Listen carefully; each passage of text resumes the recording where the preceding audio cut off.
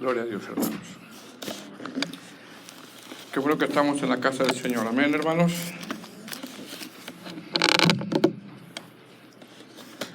Bueno, nos ponemos de pie, hermanos. Vamos a dar lectura a la palabra del Señor. Y vamos a hacer una pausa en las cartas de Juan. No sé qué les han parecido, ¿verdad? Y si nos parecen bien, gloria a Dios. Y si no, también gloria a Dios. Amén. Y vamos a Lucas capítulo 6, versículo 15.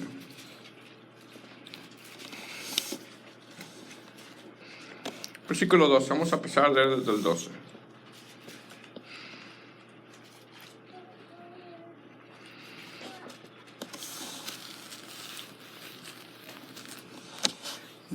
No hay un tema en específico en este sermón.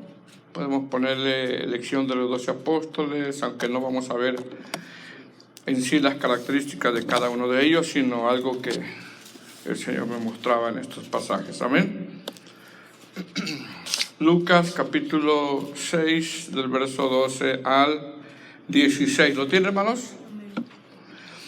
Dice: en aquellos días él fue al monte a orar y pasó la noche orando a Dios,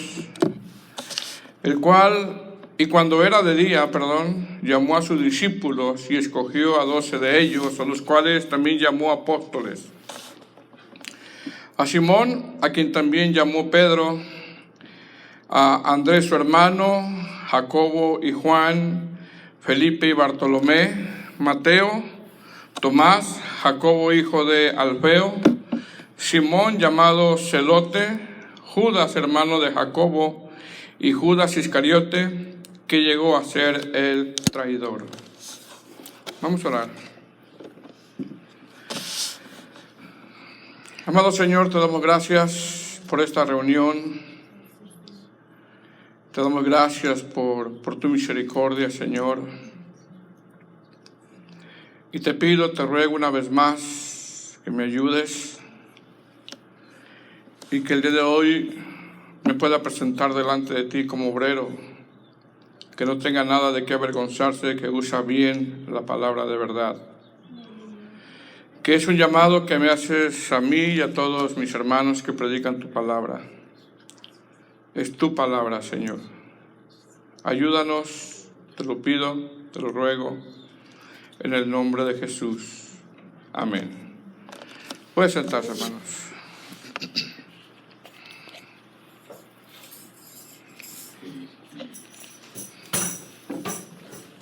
¿Cómo están, hermanos? Bendecidos.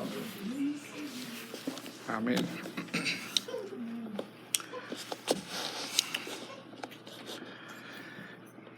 Bueno, vamos a leer un poquito, a estudiar un poquito estos pasajes de una manera general.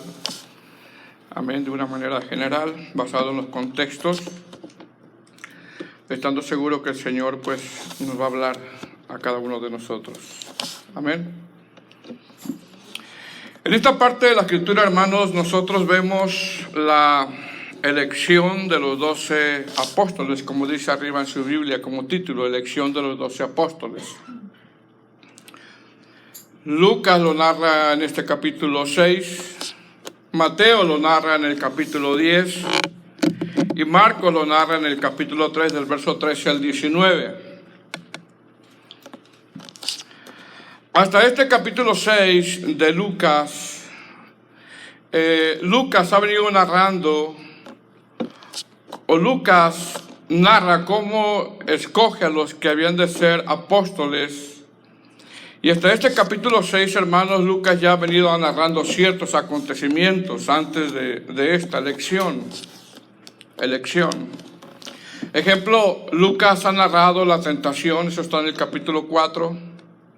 Lucas ya ha narrado donde Jesús principia su ministerio, está también en Lucas capítulo 4.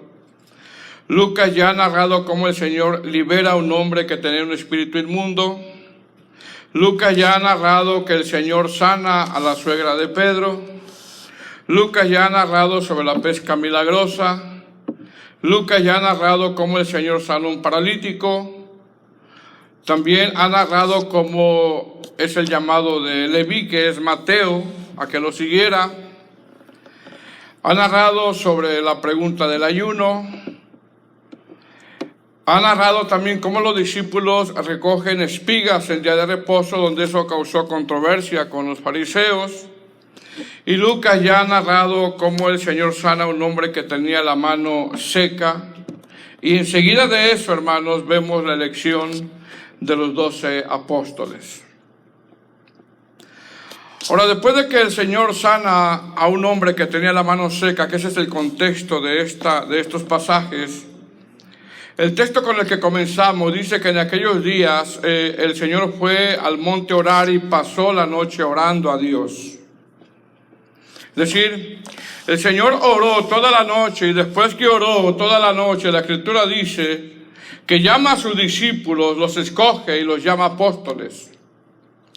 Mas, sin embargo, antes de que la Escritura diga en este verso que el Señor ora toda la noche, el Señor, hermanos, ya había tenido algunas oposiciones.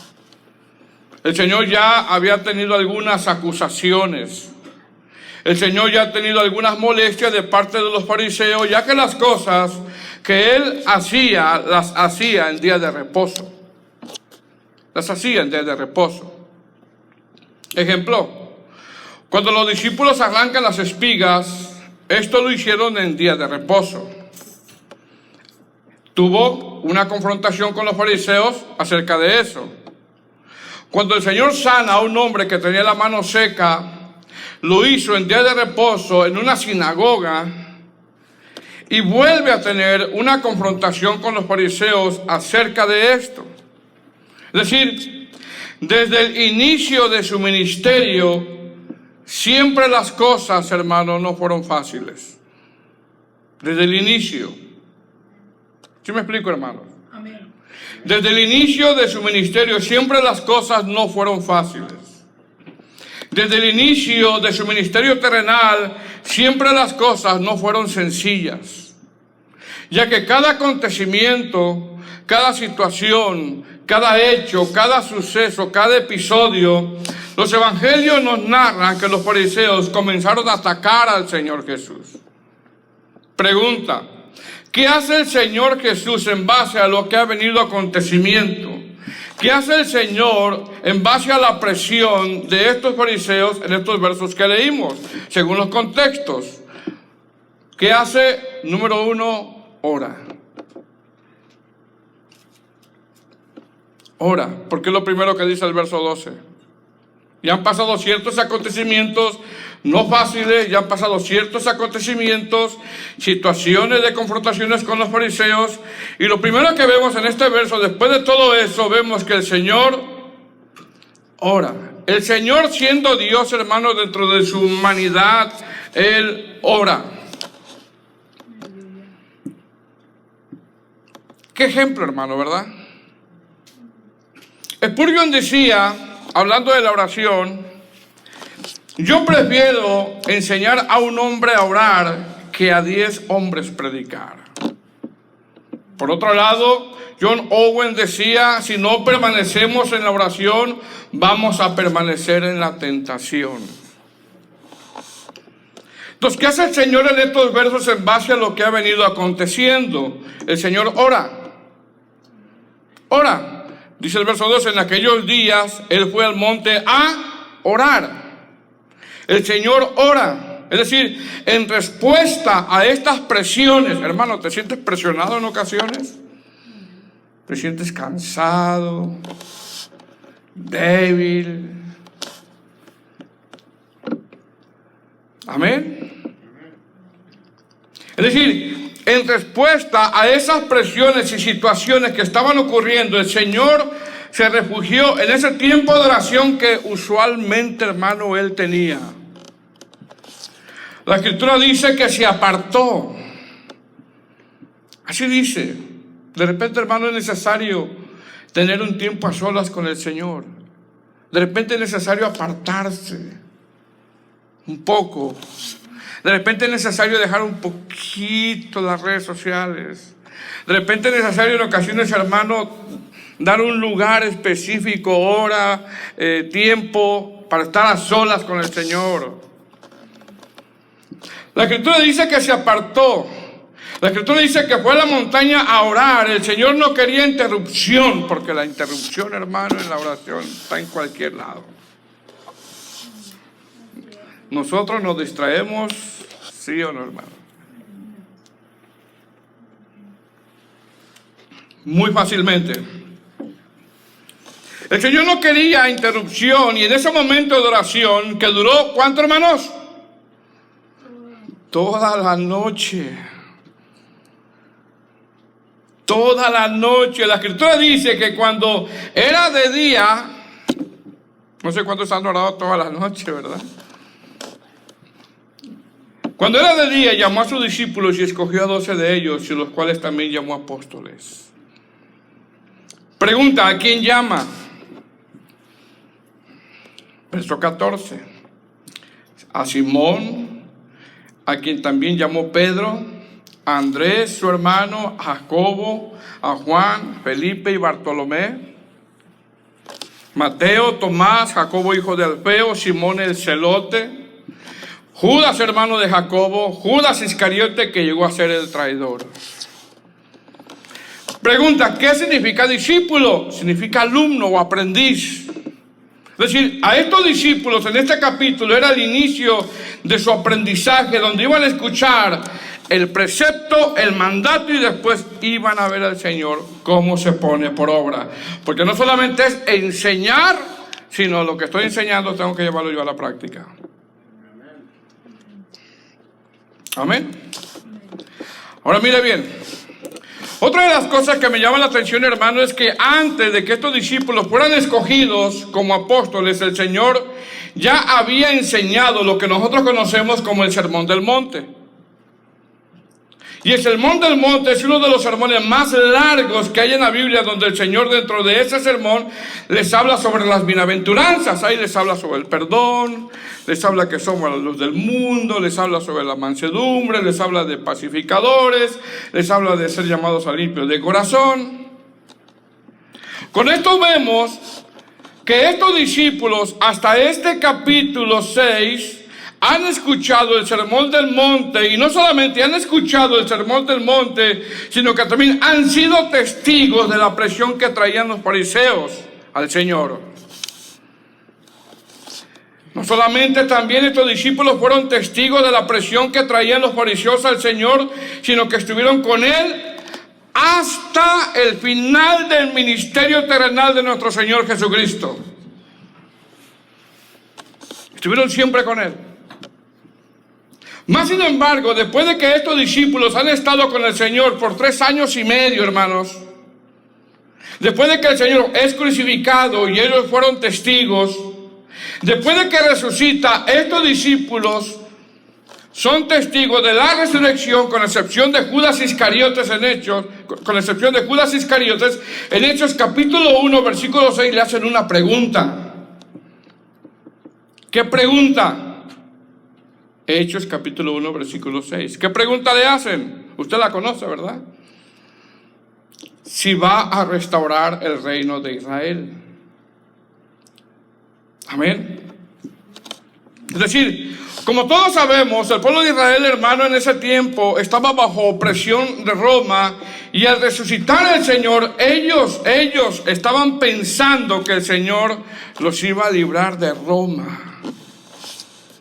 Porque se lo digo, repito, se lo digo ya que en Hechos 1:6, después de toda la enseñanza que el Señor les dio a ellos en su ministerio terrenal, después de toda la palabra que el Señor les dio, después de que los vieron resucitados, sus discípulos como que todavía tenían esa esperanza de que Israel fuera libre de Roma, ya que le preguntaron si iba a restaurar a Israel.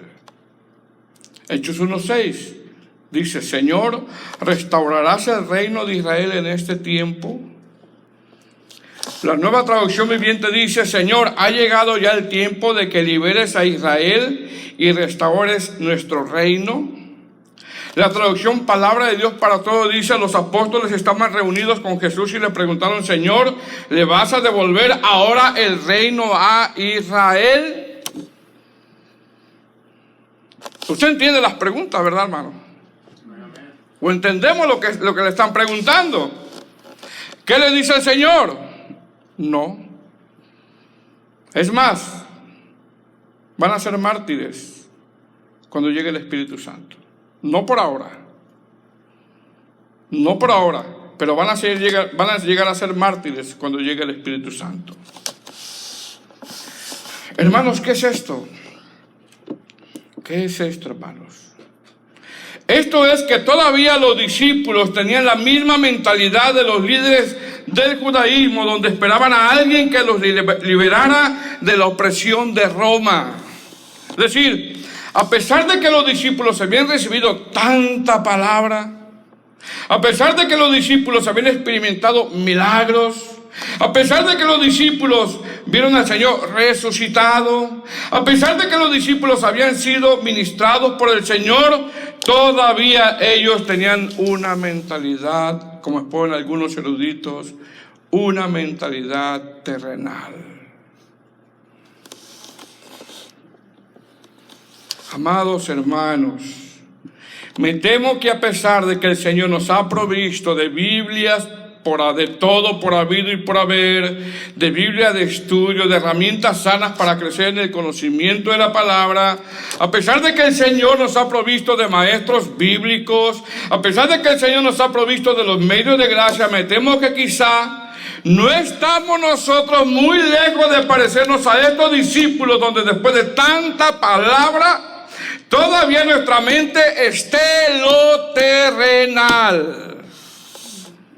Y cuando hablo de lo terrenal, no me refiero solamente a lo material, no solamente a eso, sino vivir contrario a lo que el Señor les enseñó a sus discípulos por medio de 3 años y medio. El Señor les enseñó la mansedumbre. Bienaventurados los mansos, bienaventurados los pacificadores.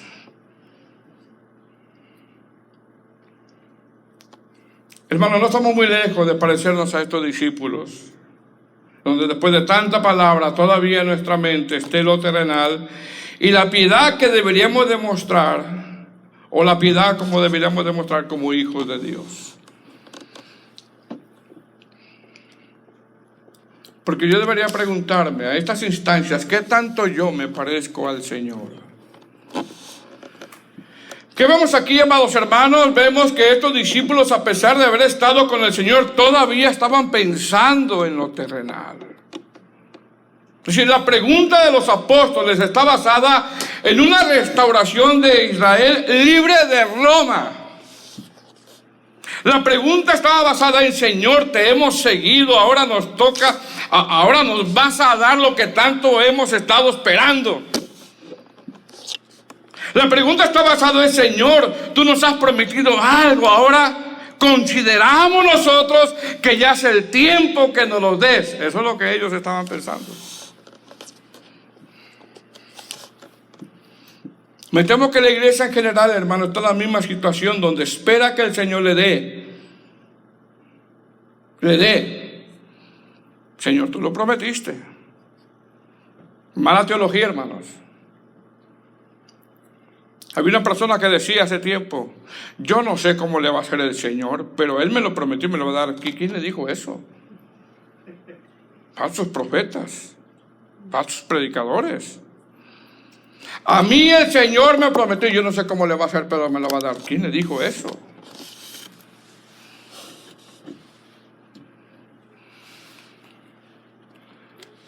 La iglesia en general, hermano, me temo que está en la misma situación. No todos.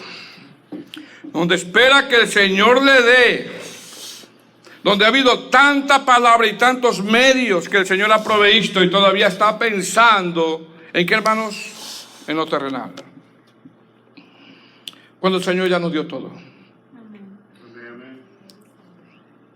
Nosotros vemos aquí en el capítulo 6, verso 12, los escogió.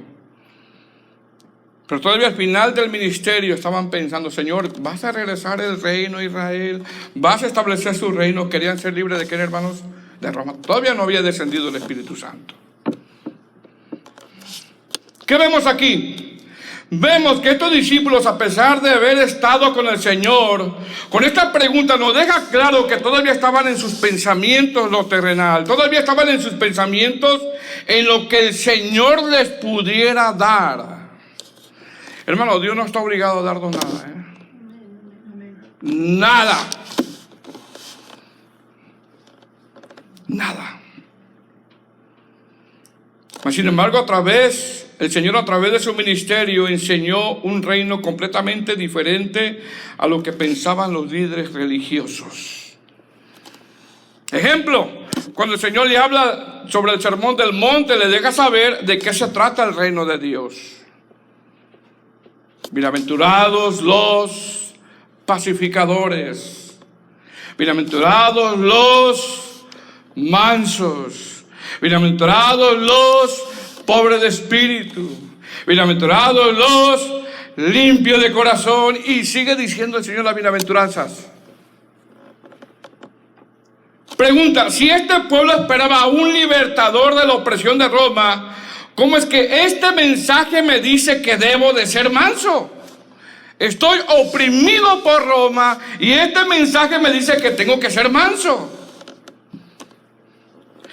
Si este pueblo esperaba a un libertador de la opresión de Roma, ¿cómo es que este mensaje me dice que debo de ser pacificador? Pensaban todavía en lo terrenal. Hermanos, ¿a quién escogió el Señor para que vivieran este mensaje? ¿A quién escogió el Señor para que después de su partida enseñaran y modelaran con su vida este mensaje? ¿A quién? Simón, a quien llamó Pedro. Pregunta: ¿qué traía Pedro cuando el Señor fue arrestado? ¿Qué traía, hermanos? ¿Qué traía? ¿Qué traía? Una espada. Yo sé que hay algunos apologetas que se defienden. No, es que Pedro, fíjese que por eso y la costumbre.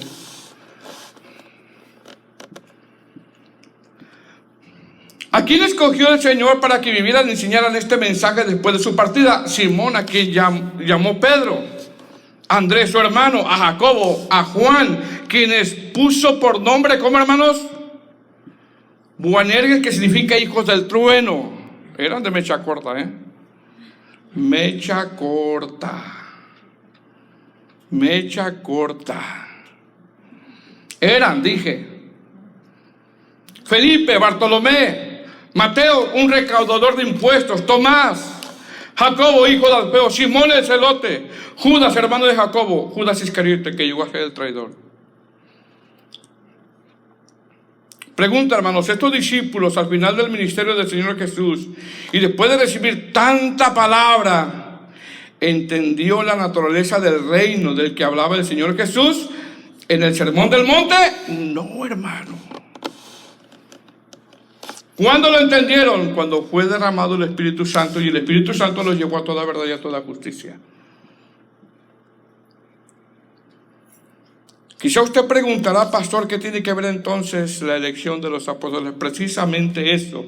Pasó mucho tiempo y todavía pensaban en lo terrenal. ¿Cuál fue una de las primeras palabras, hermano, que el Señor Jesús dijo al comenzar su ministerio? ¿Cuál fue? Arrepentíos porque el reino de los cielos se ha acercado. Pregunta: ¿qué esperaba Israel bajo presión de Roma? Un libertador. ¿Qué pensaban los discípulos que iba a ser el Señor después de que resucitó? Que iba a restaurar el reino de Israel.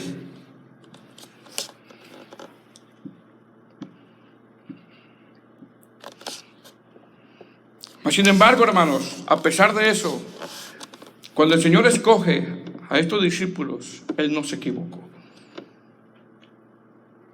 No se equivocó.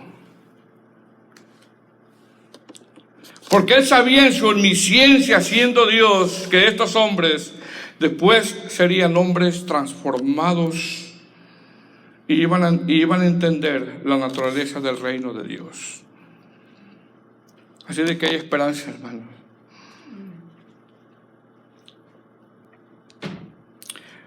¿Sabe lo que me llamó la atención de entre estos discípulos que llamó el Señor?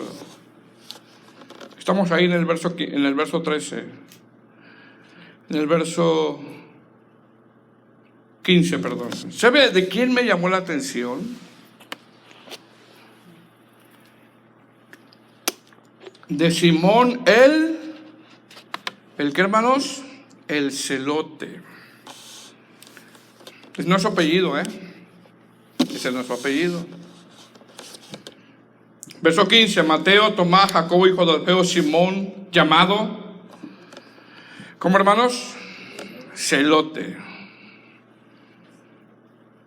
La versión lenguaje actual dice, cuando se refiere a Simón el celote, y Simón, que era miembro del partido de los patriotas.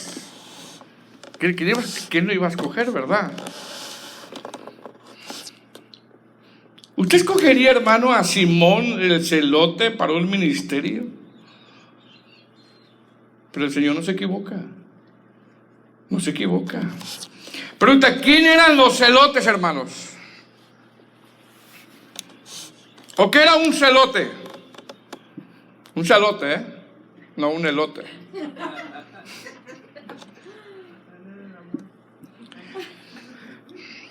Mire bien, los celotes eran miembros de un movimiento político del primer siglo entre los judíos que buscaban derrocar al gobierno romano. Es decir, ellos también esperaban a un Mesías libertador, y seguramente cuando Simón el celote escuchó al Señor diciendo arrepentidos porque el reino de los cielos se ha acercado, seguramente pensó, ya vamos a ser libres de Roma, porque él pertenecía a ese grupo político. Es decir, como exponen algunos comentaristas, Simón el celote se acercó al Señor esperando algo de él. Y eso pasa en este tiempo. Hay personas que buscan al Señor porque esperan algo de él terrenalmente hablando. Sin embargo, cuando escuchan el mensaje del Evangelio, donde deben de menguar, donde deben de ser mansos, donde deben de ser pacificadores, muchos se retraen. Entonces, ¿quiénes eran los celotes a quien pertenecía Simón el celote? Repito, los celotes eran miembros de un movimiento político del primer siglo entre los judíos que buscaban derrocar a Roma. Por lo tanto, los celotes eran indomables. ¿No hay un celote por acá? Después de tanta palabra, hermano, después de tanta enseñanza, después de tantos medios que el Señor nos ha dado, Biblia de estudio por habido y por haber, o alguna celota por acá. Por lo tanto, los celotes eran indomables, los celotes eran violentos, los celotes basados en un celo mal encauzado eran agitadores, los celotes eran agresivos, los celotes eran enérgicos, los celotes traían armas, les gustaba tiro al blanco. Los celotes eran indomables. La palabra celote en hebreo es kanai, que significa el que cela Yahweh, pero un celo mal encauzado. Mas sin embargo, en su celo usaban la violencia, en su celo usaban la agresividad, en su celo usaban las armas. Por lo tanto, nadie los podía controlar.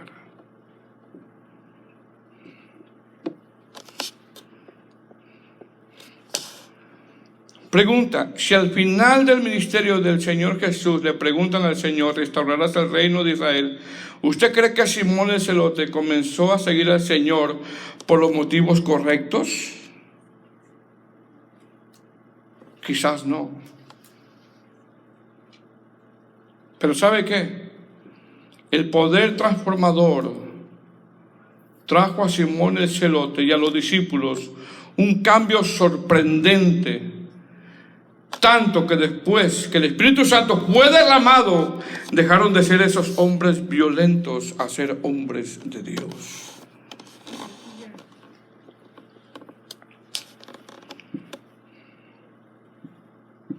Amén. Ahora mire bien. No solo el Señor escoge a Simón el celote, porque mira quién escogió, hermano, a un agitador, a un indomable. Pero el Señor sabe. A uno que usa la violencia, a un agresivo. También hay mujeres agresivas, hermanas. Yo sé que usted no es así, ¿verdad? Mas sin embargo, no solamente el Señor escoge a Simón el celote, sino también a Mateo. Y Mateo, como todos sabemos, hermano, era un recaudador de impuestos que trabajaba para el gobierno romano. Por lo tanto, esto hacía que los celotes y los recaudadores de impuestos eran enemigos por naturaleza. No se podían ver. ¿Qué hace el Señor? Los escoge. Los escoge. A un recaudador de impuestos, a un celote que era violento, agresivo, indomable, enérgico, violento. Escoge a Simón el celote y escoge a Mateo, donde Mateo, a ser recaudador de impuestos, eran enemigos naturales. Repito, ¿qué hace el Señor, hermano? Los escoge, ya que el Señor sabe en su omnisciencia que estos hombres van a dar fruto. Van a dar fruto. Y si usted, amado hermano,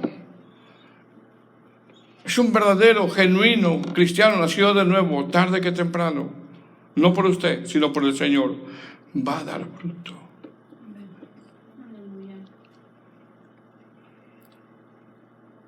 Amén.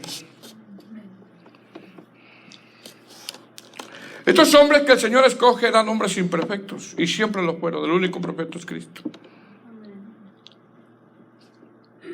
Porque podemos llegar a pensar, hermano, como estos hombres que después de tanta palabra todavía estaban pensando en lo terrenal. Podemos llegar a pensar, pero ¿sabe qué? Hay esperanza todavía, hermano. Que el Señor haga algo en nosotros. Siendo usted un verdadero hijo de Dios, siendo usted una verdadera hija de Dios, tarde que temprano va a dar fruto. No por nosotros, sino por el Señor.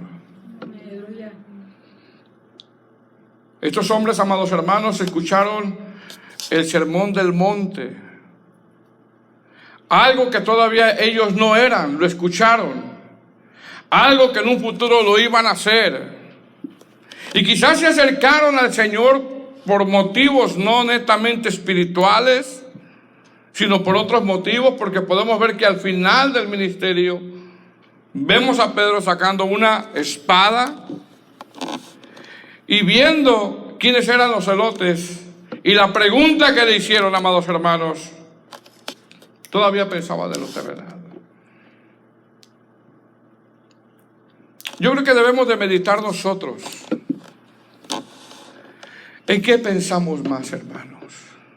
Después de tanta palabra, después de tantos medios de gracia, después de tener el acceso a Biblias de todo tipo y por haber, ¿en dónde está nuestro corazón y nuestros pensamientos?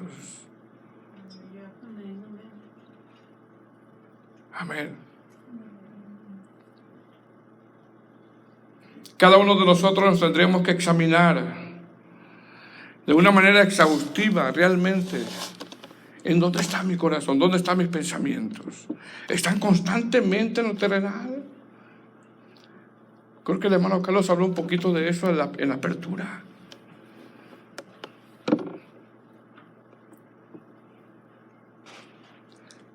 Amados hermanos, quizá nadie de los que estamos aquí escogería a un celote. ¿Verdad que no? A un celote como compañero, a un celote del ministerio. Mas sin embargo el Señor lo hizo. Porque Él sabe en su omnisciencia que este hombre iba a dar fruto. Aleluya. Hermanas, hermanos, aquí no hay celotes, ¿verdad? Ni celotas. Pura celosa. Amén. Póngase de pie. Vamos a orar.